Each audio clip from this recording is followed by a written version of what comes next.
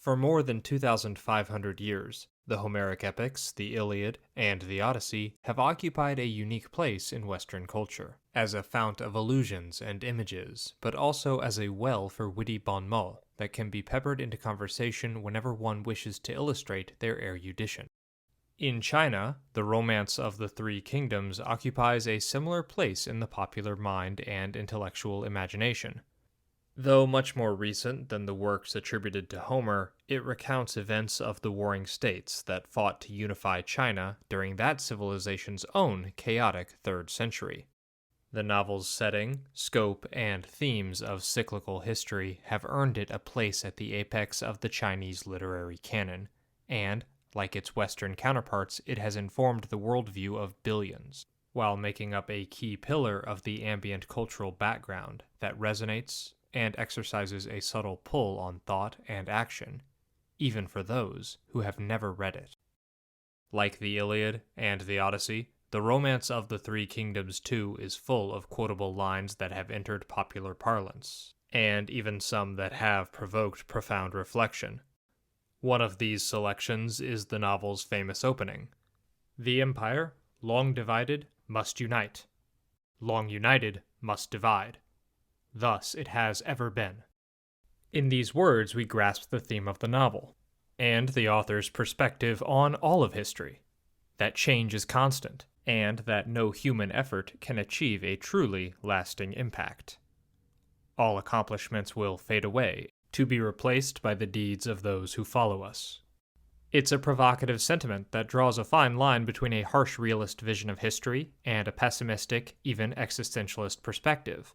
But a belief in the inevitability of decay, change, and rebirth is of course not unique to Chinese culture, and it was one shared by the Roman Emperor Gallienus, who, in the wake of his father's shameful capture at the hands of the Persians in 260, was immediately confronted with the necessity of reform and reinvention, as he dealt with the potential breakup of his empire, when generals and warlords rose in rebellion against the weakened dynasty.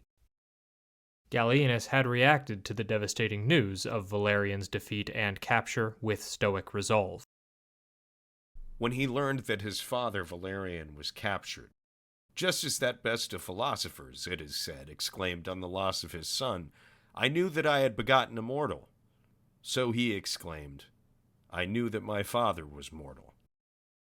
But his generals did not share Gallienus's capacity for reflection, and the emperor would watch helplessly as those he had trusted to safeguard the empire turned their backs on Rome and struck out to carve up personal fiefdoms.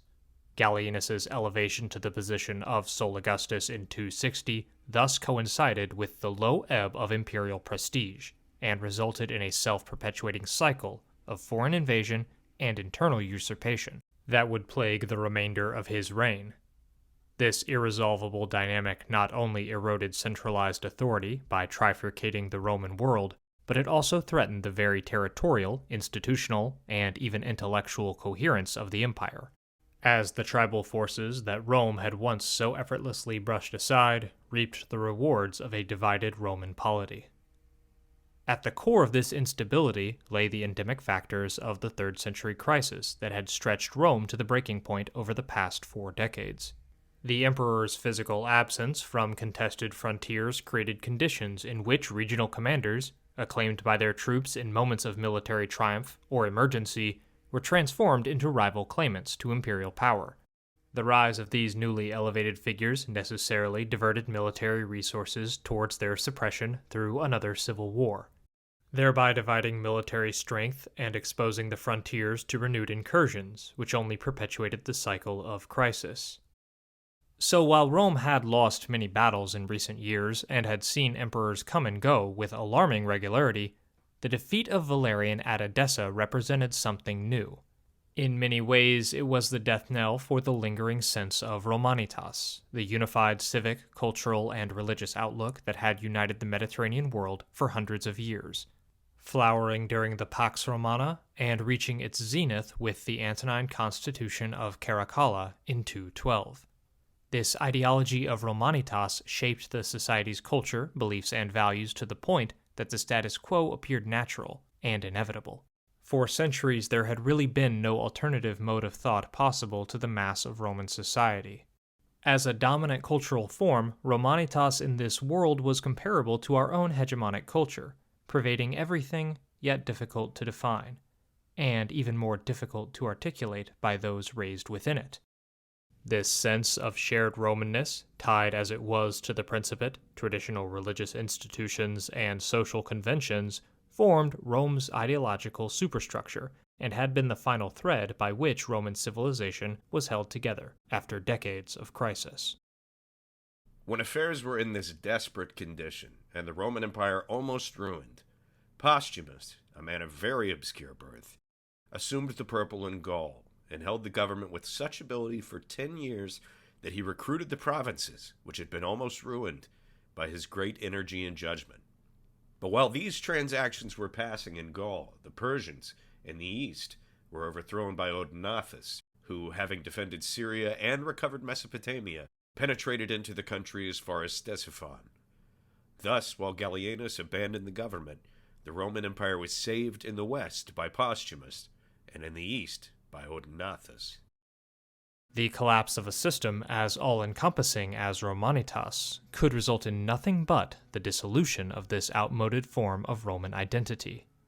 In the words of Gramsci, the crisis consists precisely in the fact that the old is dying and the new cannot be born. In this interregnum, a great variety of morbid symptoms appear. The fundamentals of the unifying Roman political project, structured around the princeps and the military monarchy, had always been flawed, and its universalism had never really been universal by any modern standard. But the rising tide of Roman fortunes had quieted doubts and encouraged loyalty to this dominating vision. Now, however, the spell had been broken, and the morbid symptoms manifested, as the very idea of Romanitas was revealed as the ideological fiction that it was. The removal of this critical support mechanism that undergirded Roman order was the death of shared identity, and we should not be surprised that it caused the scattered generals to become lawless warlords and to act with their own interests in mind. Our poor sources for this era make a timeline of these events impossible to recreate with any certainty, but it seems that all these pretenders in Gaul, along the Danube, and in the east arose in quick succession, each doubtlessly encouraged by the revolts of others to make their own plays for greater power against an emperor who seemed fatally weakened by setback after setback. The Roman state, which traced its lineage over 1,000 years, back to the city's foundation by Romulus, was dividing after centuries of unity, pushed to the limit by decades of military defeat, climate disruptions, and the ever-present specter of plague. If you're enjoying this video, please do us a favor by liking, commenting, and subscribing. We're a small channel, and this is the only way to get the almighty YouTube algorithm to notice us. Furthermore, you can help Tribunate become more sustainable by becoming a member for as little as 99 cents a month. Thank you for all of your support. It must be stressed that these rebellions were not just mere dents to Gallienus's pride, or even simple threats to his prestige. Instead, they came at tragic personal cost for the man already reeling from the humiliating subjugation of his father by Shapur. Gallienus and Valerian had long known the dangers posed by the delegation of too much power to ambitious generals, and had stationed Gallienus's teenage sons Valerian the Younger and Solanus on the frontiers in nominal command of the troops, though real authority of course rested with more seasoned commanders. On the Danube, Emergence's path to revolt had already been cleared by the mysterious death of Valerian the Younger, who held the rank of Caesar, which marked him out as the heir apparent. We do not know if Gallienus's eldest son was murdered by a scheming Emergence, or if he died of natural causes, and Emergence thus felt that the glare of imperial suspicion left him with no choice but to revolt. But at the end of the day, it doesn't change the equation. Gallienus had lost a son, and the Danube legions were rallying behind a rival claimant. Gallienus's decisive suppression of this revolt, notably through the deployment of his newly constituted mobile cavalry force at the Battle of Mursa, shows that Gallienus was anything but a passive observer of the chaos unfolding around him. He was just as aware as any of his contemporaries of the need for innovation, and his creation of the mobile cavalry corps, as well as his momentous decision to bar senators from military command, were significant breaks with tradition. For this, he earned the undying enmity of the senators. But Gallienus did not want men from prestigious backgrounds in command of armies that could be turned against him. Instead, he chose to promote on merit. This severed senators from the most powerful positions, but he hoped that the humble backgrounds of the men who now commanded his armies would encourage them to be personally loyal to the emperor who had raised them so high. Ingenuus's death, however, brought little relief, as the same Danubian legions opted to continue their rebellion, and now elevated Gallienus. There was no respite for Gallienus, as each crisis simply opened the door to another. These woes were compounded by events in Gaul, where Gallienus had left his young son Solanus to oversee the Rhine, though real power rested with several hand-picked generals, including the highly respected and trusted Postumus, said to be an exemplar of virtue, even in these dark days. If anyone indeed desires to know the merits of Postumus, he may learn Valerian's opinion concerning him from the following letter which he wrote to the Gauls. As general in charge of the Rhine frontier and governor of Gaul, we have named Postumus, a man most worthy of the stern discipline of the Gauls. He by his presence will safeguard the soldiers in the camp, civil rights in the forum, lawsuits at the bar of judgment, and the dignity of the council chamber, and he will preserve for each one his own personal possessions. He is a man at whom I marvel above all others and well deserving of the office of prince, and for him I hope you will render me thanks. If, however, I have erred in my judgment concerning him, you may rest assured days that nowhere in the world will a man be found who can win complete approval. But the cratering support for the ruling dynasty revealed the true colors of every Roman, even those once held in the highest esteem. This man, most valiant in war and most steadfast in peace, was so highly respected for his whole manner of life that he was even entrusted by Gallienus with the care of his son Solanus, whom he had placed command of Gaul, as the guardian of his life and conduct, and his instructor in the duties of a ruler. A dispute over the distribution of war booty spilled over into another rebellion, and Postumus killed Solanus before carving out a separatist state in Gaul that soon grew to include Britain and Spain as well. In a matter of weeks, Gallienus had lost his father and 2 of his sons. We can only imagine the anguish and suffering he felt as he reflected on the ruin that had been the price of his crown. Though called the Gallic Empire today, we must remember that this breakaway regime styled itself as the legitimate Roman state, even though Postumus never made a play for Rome, being content to reign within his own sizable sphere of influence. This marks him out as unique and gives insight into the shifting definitions of what it meant to be authentically Roman in this time of disorder. It had long been recognized that the city of Rome itself, even with all its history and prestige, was no longer the linchpin of legitimacy. Instead, the capital of the empire was simply where the emperor and his court happened to be at any given moment. Recognizing this, Postumus felt no compulsion to engage in a risky campaign to seize the city of Rome, and instead devoted his resources to repelling any incursions into the regions that now swore fealty to him. Unlike the other rebels, he seemed most aware that the universal Roman polity was a thing of the past, a relic from a different age. Though culturally Roman, he did not mourn for the end of a system that had failed so spectacularly. This Gallic Empire thus maintained long-standing administrative forms, institutionalizing regional autonomy without dismantling the idea of imperial rule itself. Now responsible for a smaller share of Roman territory, Postumus only had one front to concern himself with, and was thus better equipped to safeguard his new empire from tribal incursions. By projecting enough force to deter both tribal raiders and Gallienus's own efforts to reunify the empire, Postumus won over the local elite and increased the viability of his succession, resulting in what could have been a permanent fracturing of the Roman world. As grim as prospects were in the West, developments in the East were hardly any better. Though exact timelines are incredibly difficult to discern, parallel developments in the eastern provinces further attest to the fragmentation of imperial authority. In response to the devastation of the east by Shapur, remnants of Rome's forces in the region rallied to the banner of the general Fulvius Macrianus and the Praetorian prefect Ballista, who engaged the Persians and blunted their advance. Ironically, though, Gallienus would have been better served by their defeat, since these victories emboldened the commanders and led them to declare Macrianus's sons as co-emperors. Fortunately, however, Gallienus still had loyalists in the region, and this rebellion was put down by Odaenathus of Palmyra, who emerged as the dominant player in the east.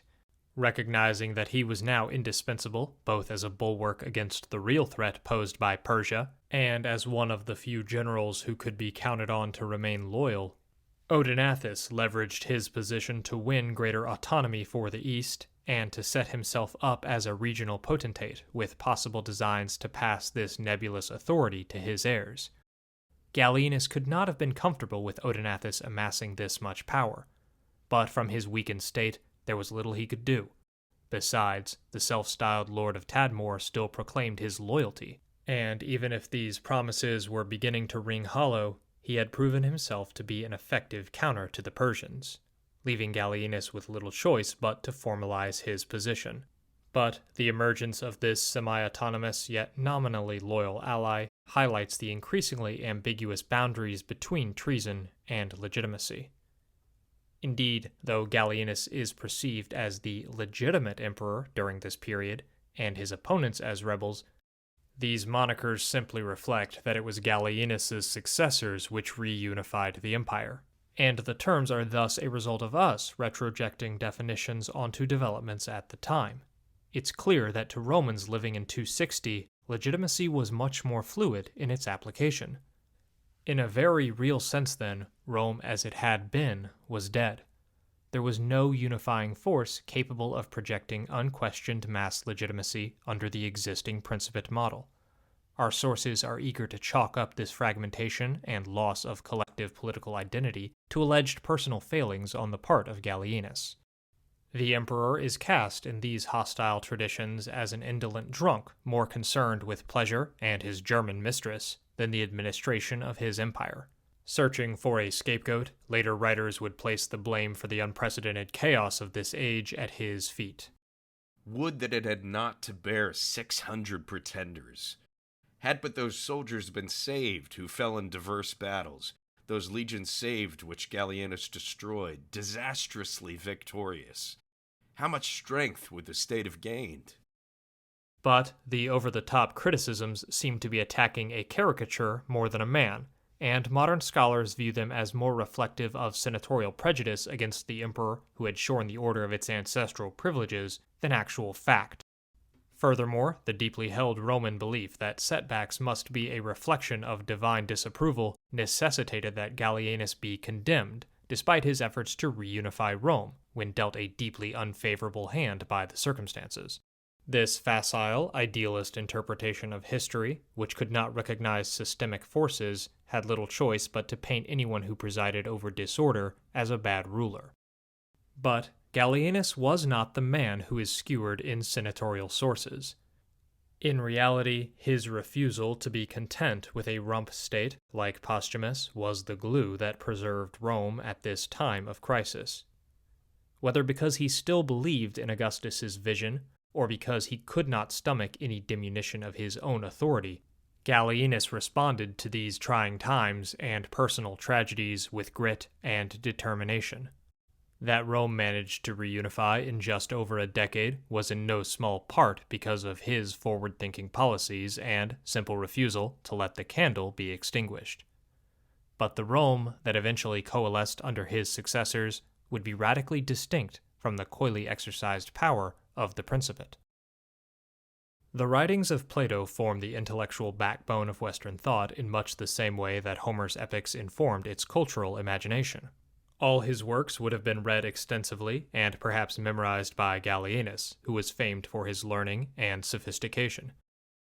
There is no way of knowing which sections resonated with him most deeply, but perhaps he found solace in Socrates' words in Book 1 of the Republic. that a truly just man does not seek recognition or praise for being a just man, that justice and goodness are to be pursued regardless of the reputation they bring. If this is something that motivated him, then I believe he would not mind the poor reputation he has today, and would instead still see his quest to reunify the empire as an expression of justice worth any sacrifice, including his own. Gallienus's effort to not just reunify, but to fundamentally rebuild Rome was just beginning. But many tragedies awaited him yet, and he would not live to see it through.